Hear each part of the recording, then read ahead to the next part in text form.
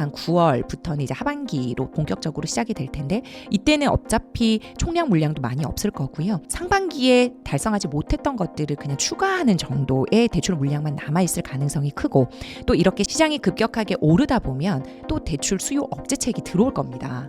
그러면 더 대출이 못 나가는 이제 상황이 펼쳐질 것을 이미 금융기관들도 알고 있기 때문에 그나마 지금 나갈 수 있을 때 많이 뿌리자라는 생각을 할 거예요. 그래서 이제 금융기관들도 지금 상반기에 집중해서 대출을 보내기 위한 그러한 대출 상품들을 만들어서 지금 출시하고 판매를 하고 있기 때문에 여러분들도 그에 맞춰서 상반기에 웬만하면 잔금을 치르시는 것을 추천을 드립니다.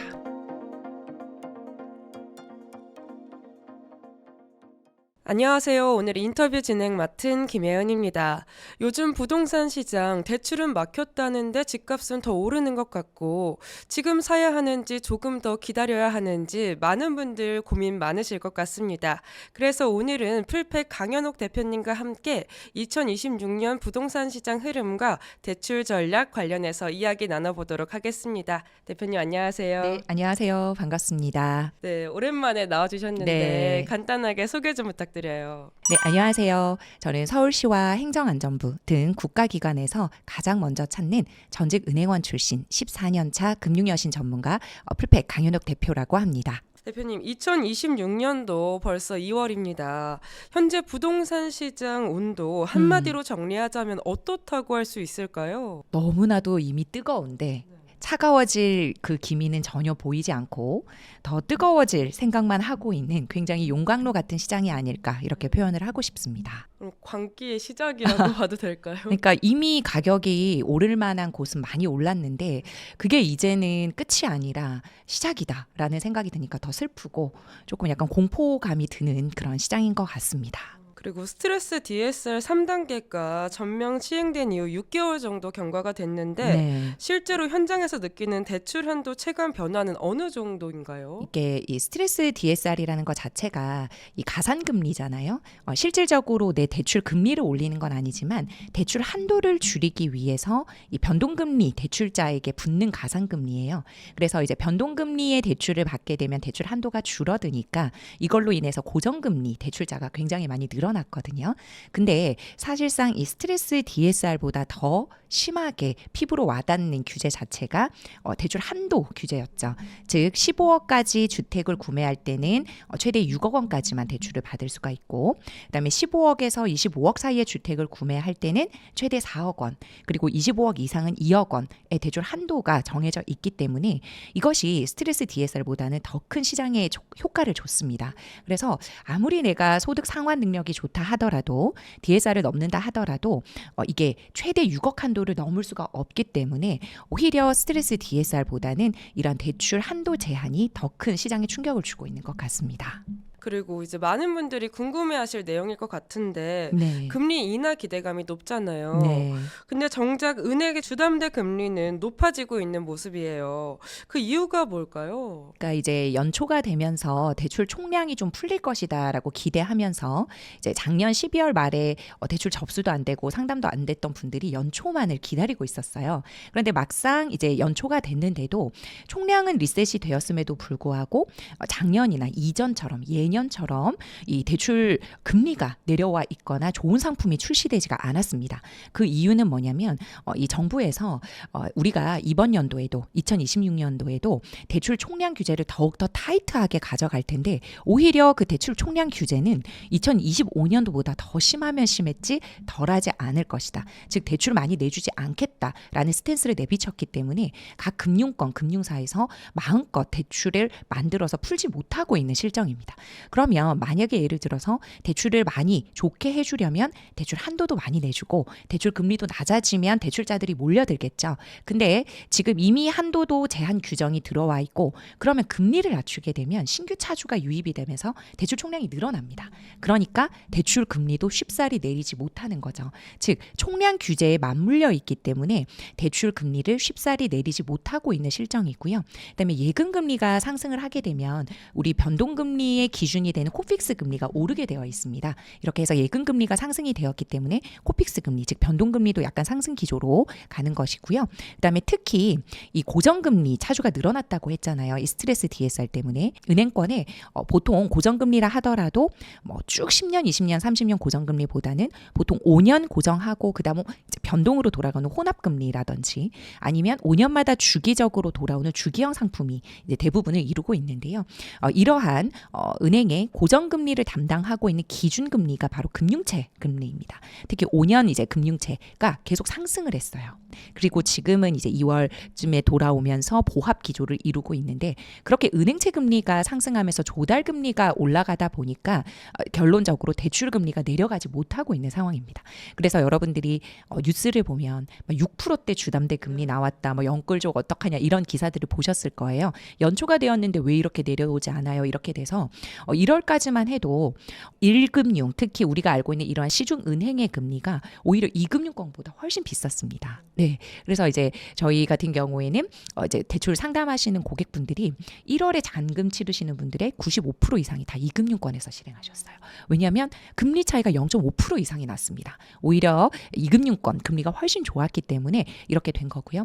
이제 우리가 이 1년 중에 가장 대출을 받기 좋은 때가 언제냐라고 물어보시면 2월, 3월, 4월입니다. 지금 방송이 나가고 있는 이 시점이 사실상 여러분들이 대출 받기에는 가장 좋은 잔금을 치르기에 가장 좋은 시점이기 때문에 이 시청자분들 중에서 나는 대출의 레버리지의 힘을 이용해서 잔금을 치러야 된다. 입지를 높여서 내 집 마련을 해야 된다라고 하시는 분들은 2, 3, 4월 내로 좋은 대출 상품과 이제는 좀 금리가 내려왔거든요. 1금융권도.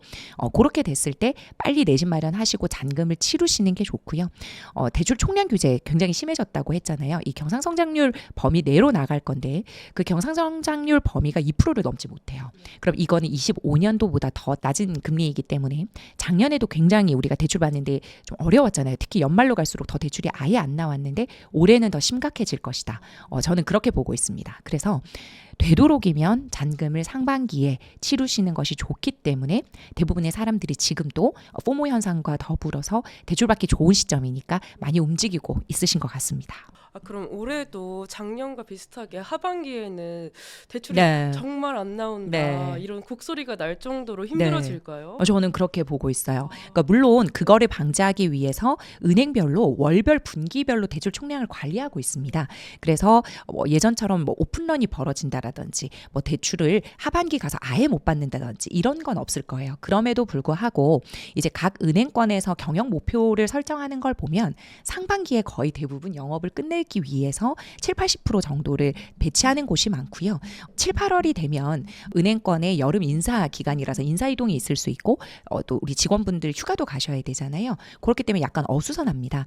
그러면 이제 그때 즉 6월까지 거의 상반기 실적을 좀 채우려고 하고 7, 8월 어수선한 기간을 지나고 나면 한 9월부터는 이제 하반기로 본격적으로 시작이 될 텐데 이때는 어차피 총량 물량도 많이 없을 거고요. 상반기에 달성하지 못했던 것들을 그냥 추가하는 정도의 대출 물량만 남아있을 가능성이 크고 또 이렇게 시장이 급격하게 오르다 보면 또 대출 수요 억제책이 들어올 겁니다. 그러면 더 대출이 못 나가는 이제 상황이 펼쳐질 것을 이미 금융기관들도 알고 있기 때문에 그나마 지금 나갈 수 있을 때 많이 뿌리자라는 생각을 할 거예요. 그래서 이제 금융기관들도 지금 상반기에 집중해서 대출을 보내기 위한 그러한 대출 상품들을 만들어서 지금 출시하고 판매를 하고 있기 때문에 여러분들도 그에 맞춰서 상반기에 웬만하면 잔금을 치르시는 것을 추천을 드립니다. 근데 대출과 무관하게 서울 핵심지는 신고가를 찍고 있다고 들었어요. 대출 규제로 오히려 초양극화가 심화된다는 분석도 있는데 이거에 대해서는 어떻게 생각하시나요? 그러니까 이제 사실은 이러한 2억, 4억, 6억의 대출 한도 규제가 들어오면서 가장 피해를 봤던 곳은 고소득 부부예요. 고소득자들 같은 경우에 이러한 대출 한도 제한이 없었을 때는 DSR만 되면 즉 소득 상환 능력만 되면 즉 이자 원리금 상환 능력만 되면 10억 이상도 사실은 대출이 나갔거든요. 근데 그분들 같은 경우에는 저희가 걱정할 필요가 없는 게 워낙 그 원리금 상환 능력이 좋습니다. 월 수입도 몇 천만 원씩 넘기 때문에 부부 합산을 하게 되면 더 많거든요. 그래서 그분들은 자본금이 부족하지 대출을 받아서 원리금 상환할 수 있는 그 능력은 충만하신 분들이 그럼에도 불구하고 대출을 못 받게 되잖아요. 그러니까 그렇게 열심히 일하셔서 소득을 높이시고 DSR에 몸값을 높이신 분들이 더 이상 상급지로 이동을 못 하게 되는 겁니다. 네, 왜냐하면 25억 이상의 집을 살려고 해도 10억 이상이 아니라 2억밖에 대출이 못 나오니까. 그러면 25억 이상은 거래가 멈췄냐? 그게 아니죠. 그곳은 어차피 대출을 받아서 움직이는 수요가 아니었습니다. 2억 정도는 그냥 세금 내고 준다고 하니까 받는 정도지 어차피 현금 거래가 많았던 시장이거든요. 그러니까 그들만의 세상이 더 돼버린 거예요. 즉 대출이라는 힘을 받아서 원래 15억 이하의 집을 사는 것이 아니라 25억 이상도 살 수 있었던 분들이 계층 이동이 완전히 끊겼고 사다리가 끊긴 거고요. 25억 이상의 현금, 원래 현금 부자들이 그냥 그들만의 또다시 세상으로 그들의 그러한 현금력으로 움직이는 자금력으로 움직이는 것이 되어버린 거죠. 그래서 사실 대출이라는 건 나쁜 게 아니라 오히려 상급지로 이동하기 위한 퀀텀 점프의 수단이 되는 겁니다. 이렇게 인식 전환이 좀 있어야 되는데 오히려 뭐 영끌족이니 이렇게 비하하는 단어들만 많이 일어나는 거잖아요. 대출도 될 때 받는 거고 점점 더 수요 억제책이 강화가 되면 강화되지 약화가 되지 않을 거기 때문에 지금 6억이라도 줄 때 여러분들 내 집 마련하시는 것을 추천을 드립니다. 근데 최근 이제 거래가 멈췄다 이런 말들이 많이 나오잖아요. 네. 이게 대출로 인해서 이제 살 수 있는 아파트가 없어서 거래가 멈춘 것처럼 보이는 건지 아니면 공급이 부족해서 이제 거래가 할 수가 없으니까 거래가 없어 보이는 건지 어떻게 된 걸까요? 그러니까 일반적으로 생각할 때는 이렇게 생각할 거예요. 아, 이제는 대출을 못 받으니까 사람들이 집을 못 사니까 거래가 멈췄을 거야. 또는 지금 이제 입주 물량도 없고 심지어 지금 그 정부에서 발표한 거는 착공 물량이고 그렇기 때문에 공급이 아예 없으니까 사람들이 지금은 이제 살 집이 없으니까 살만한 집이 없으니까 사람들이 거래를 안 할 거야. 이렇게 착각을 하세요. 근데 사실상 보면은 1월에 토지 거래 약정 건수가 7천 건이 넘었습니다. 서울에. 서울 중심으로 해도 7천 건이 넘었고 경기도와 수도권 중심으로도 굉장히 많은 토지거래 허가 약정 건수가 일어나고 있거든요. 즉 사람들은 본인이 대출 가능한 범위와 본인의 자금력, 현금력을 동반을 해서 여전히 내 집 마련할 수 있고 그다음에 갈아탈 수 있는 구간으로 발빠르게 움직이고 있습니다. 그래서 저희가 움직이지 않는 사람들만 그렇게 보이는 거지 실제적으로 시장은 굉장히 뜨겁고 거래가 활발하게 일어난다. 그러나 원하는 매물들이 많이 나오는 시장은 아니에요. 왜냐하면 이제 매도자들이 급해야 매물을 던지거든요. 그렇게 해야 하락장도 오고 좀 이렇게 주택시장이 안정화될 텐데 지금 매도자들이 급하지 않습니다. 매도자들이 사실상 급하려면 세금 규제가 들어와서 보유세를 견디다 못해서 던지거나 근데 사실상 그때 되더라도 보유세보다는 증여하는 게 더 유리하면 차라리 증여를 하는 건수가 더 많아지면 많아지지 시장에 던지는 매물들이 그렇게 많이 나올까? 저는 개인적으로 그렇게 생각은 하지 않고요. 그다음에 다주택자 중과 유예가 종료가 되잖아요.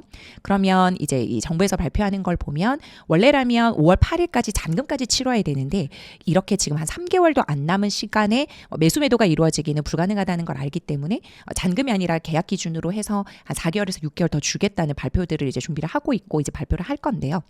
그렇게 되면 시장에 당분간은 다주택자가 던지는 매물들이 나올 겁니다. 근데 정부나 또는 일부에서 오해하고 있는 것처럼 다주택자들의 매물이 그렇게 많지 않아요. 지금 움직이고 있는 수요는 철저히 실수요자 중심입니다. 서민 실수요자라든지 생애 최초라든지 무주택자라든지 아니면 1주택자 갈아타기 시장이지 이 다주택자가 지금의 시장 가격을 막 올리고 막 매물을 사고 이러한 시장이 아니거든요. 오히려 다주택자는 전월세를 공급하는 공급 주체로서 인식이 되어야 되는데 오히려 투기꾼 인식이 더 강해지는 것 같아서 조금 안타깝고요. 지금 이제 다주택자 중과 유예가 종료가 되면 일부 이제 매물들이 나오긴 할 겁니다. 그러면 매물 때문에 잠시 안정화되는 듯 보이다가 다시 한번 그 매물들이 소화되고 나면 다시 오를 만한 곳은 또다시 상승하는 그러한 상승장이 펼쳐질 거라고 저는 보고 있습니다. 그럼 2026년 대출 관련해서 추가 규제나 완화 관련된 우리가 가장 주목해야 할 예상 변수 뭐가 있을까요? 이미 앞서 말씀드렸지만 대출 규제가 완화될 것 같지는 않습니다, 여러분. 그래서 대출은 될 때 받는 거거든요. 그러니까 6억이라도 줄 때, 4억이라도 될 때 이렇게 받으셔서 움직이셔야 될 것 같고 오히려 이금융권에서 내가 대출을 받고자 했던 사업자, 실사업자 분들입니다. 이런 분들 같은 경우에는 10억 이상의 고액 여신 건들도 사실은 많았어요. 근데 지금 이제 조합들이나 이금융권에서도 고액 여신에 대한 대출 규제가 들어왔거든요. 즉 10억 이상은 대출을 잘 안 해주려고 합니다. 모든 금융권에서. 그래서 이제 고액으로 나가는 거에 대해서는 이제 위험 가중치라고 해서 RWA라고도 표현을 하는데요. 그만큼 자본 충당금을 쌓아라. 즉 대출이 나간 만큼 추가 자기 자본을 금융권들에서 다 쌓아야 되기 때문에 많은 대출이 나갈수록 좋은 게 아니라 오히려 수익 구조는 악화되고 자기 자본 충당금이 늘어나기 때문에 은행에서는 예전에는 30억짜리 하나 할 거 그냥 10억짜리 3개 하는 분위기로 가거든요. 또는 5억짜리를 뭐 더 많이 한다든지 이러한 분위기로 가기 때문에 고액 여신은 점점 더 어려워질 것이다. 그러면 이제 10억을 고액 여신으로 봤는데 이게 또 대출 나갈 총량이 없다라고 하면 6억을 고액 여신으로 볼 수도 있다는 생각이 들어요. 저는. 그러면 6억 대출도 너무 많다. 4억으로 줄이겠다. 이럴 수 있는 추가 대출 규제는 언제든지 나올 수 있다고 저는 사료됩니다.